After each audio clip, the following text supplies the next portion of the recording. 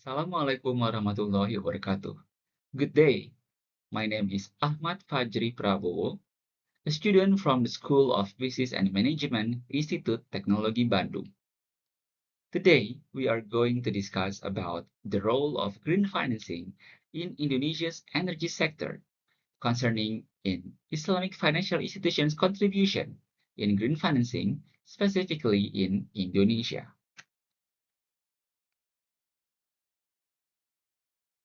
First of all, it would be better for us to understand what green financing is and why do we need that.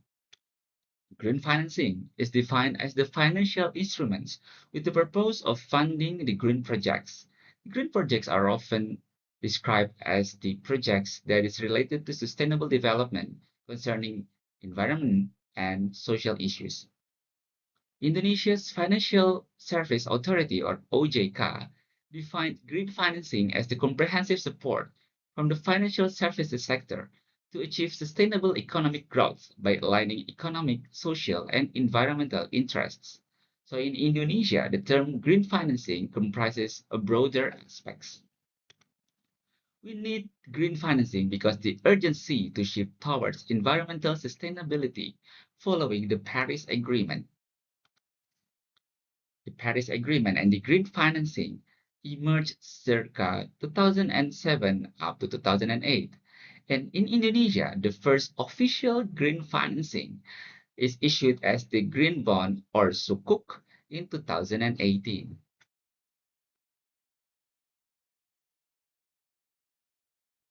Zooming in to the urgency of green financing, there are three main contributors.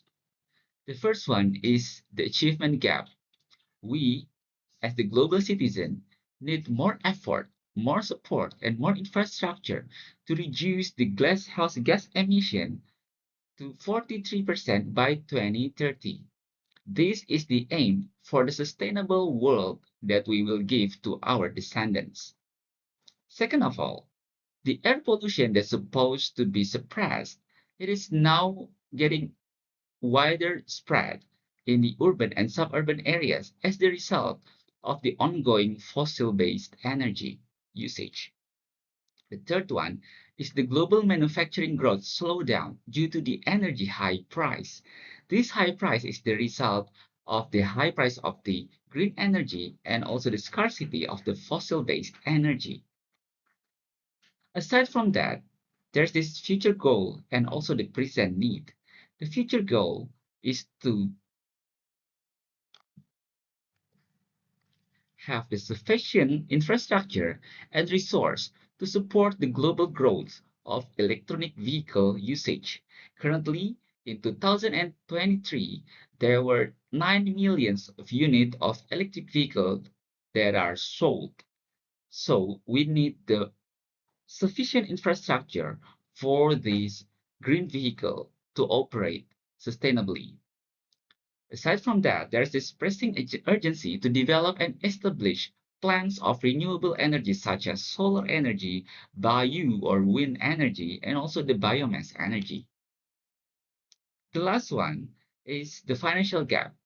By 2030, we need the financing amounting 6 trillion US dollar to fund the sustainable development and energy transition.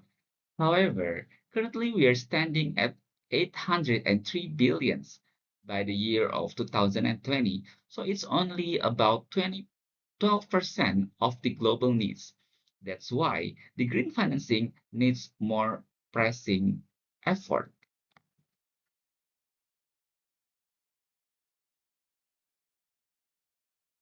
Indonesia is one of the countries with the biggest population and massive industry growth should follow through the global program of sustainability.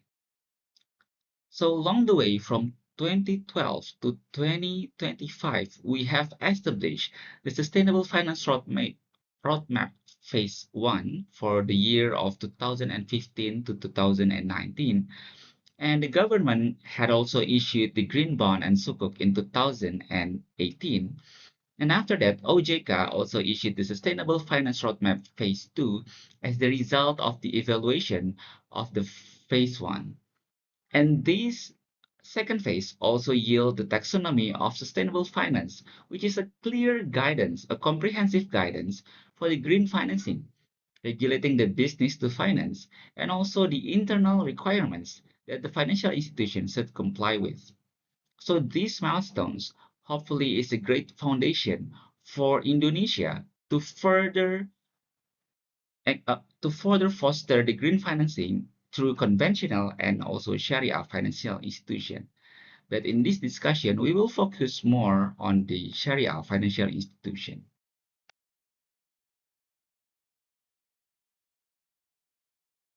Islamic financial institution has two ways to connect to green financing, principally and also practically.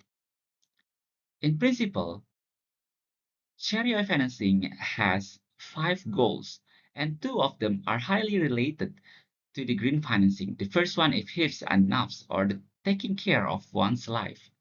And the second one is hifz and nazal, or taking care of one's descendant and generation. So the Sharia financing should be aimed for the sustainability of life itself.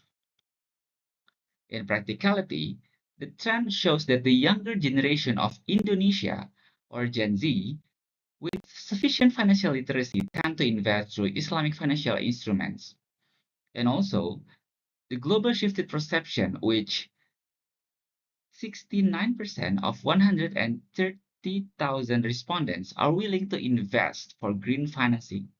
So the research showed us that each person are willing to invest 1% of their income for the green financing.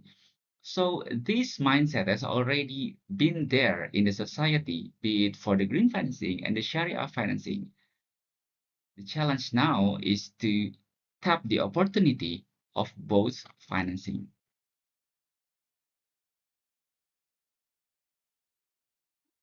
We might want and need to know about the updates on Islamic financial institutions' contribution in green financing and sustainability effort in Indonesia.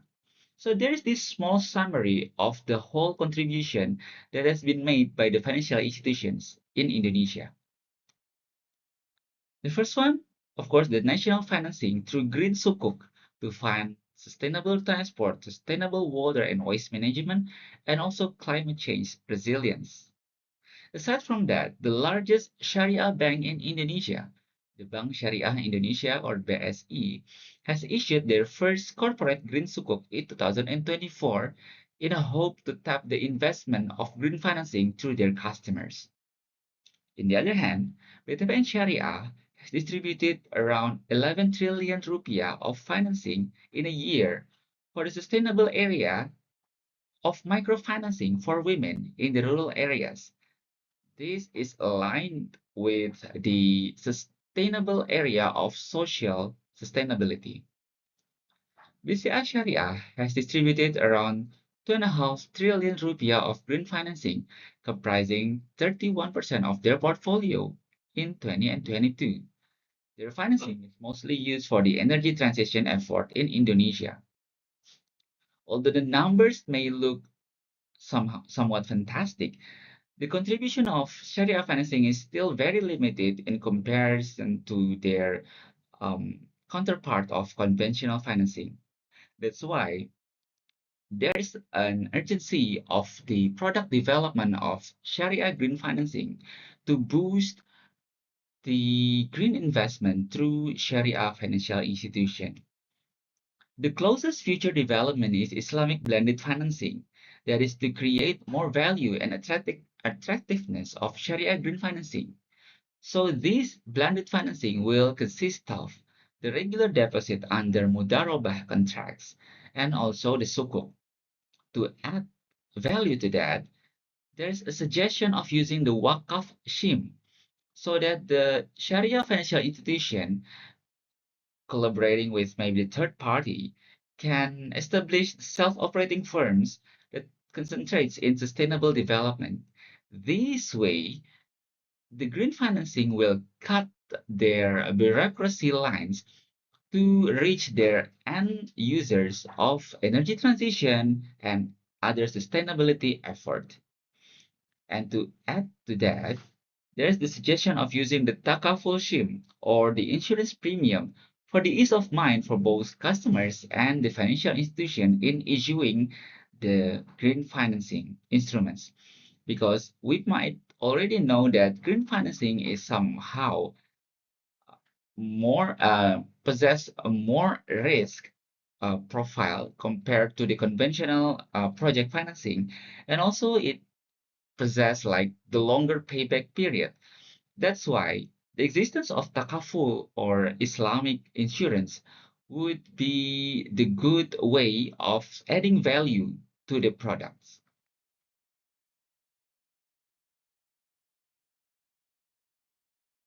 In response to the financing gap and the pressing need of the energy transition and sustainability, and also the market trend for the Sharia green financing, there are at least four way forwards that we can try to make the green Sharia financing better for both the customers and also the financial institutions. The first one is the improvement of public knowledge of green and Islamic financing. It is known from the research that the people that know green financing not necessarily familiar with the Islamic financing, and it's the other way around. So it's very good, and it's a very good chance and room of improvement for both government and the players in this industry to shape a better knowledge for the customers. So it will shape a better or positive perception for them, and it will shift the aggregate demand of Sharia green financing to the right, which will result in a more demand for the Sharia green financing investment, and in turn will help to boost and to accelerate the energy transition and sustainability effort in Indonesia. Second of all, it is very advisable to increase transparency and visibility. People who invest their money would have this moral boost when they know that their fund is used for the greater good for communal and also environmental goods. That's why a more sophisticated or interactive approach of providing the transparent report for their fund usage would be better for the customers. And the third one is to implement the Islamic blended financing. This will go beneficial both ways for both customers and the financial institutions. The benefit of Takaful will attract more financial institutions to join because they won't be really worried about the high risk of the green financing anymore because the insurance is there for them and insurance is also there for the customers. The fourth one is the collective product and instrument development. Because as we may know, the Sharia financial institution is not only governed by the regulators of OJK and Bank Indonesia, but they also should comply with the rules from the National Sharia Council or DSN and DPS. That's why the collective effort of product development will result in accelerated product development that suits the needs of the market of green financing, but still comply with the Sharia contracts and principles. End of our discussion. I hope that our discussion will bring a positive point of view of green financing through Sharia institution in Indonesia. And hopefully the future development will be implemented soon enough to help improving the investment climate in Indonesia.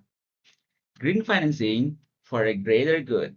Salam. Wassalamualaikum warahmatullahi wabarakatuh. Good day.